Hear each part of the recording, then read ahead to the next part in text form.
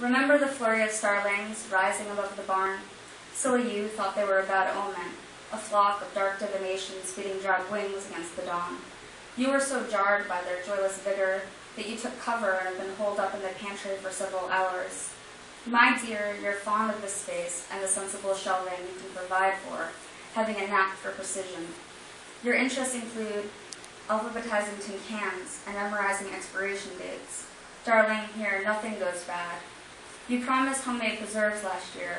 Do you recall this as you're hunched over and under the shelf of blank labels, the spools of check ribbon uncoiled?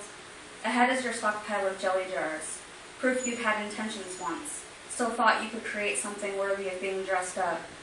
You admitted once you liked the idea of conquering something wild and snarled. You began harvesting your first bush so greenhorn to reaping, and gleaned the branches with the softest bare hands those hedges had ever seen. Its thorns pierced your flesh, and your palms bled, inciting your fear of miracles, and that Christ was still deep inside you, like this thing that burned forever but was never consumed.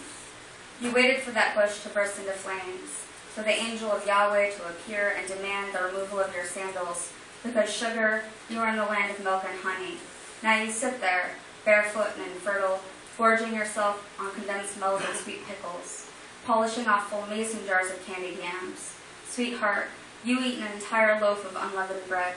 The only host present tonight is the one you consume wholly, no longer fearful of sacrifice, nor the certainty that something divine is about to spring up in your world.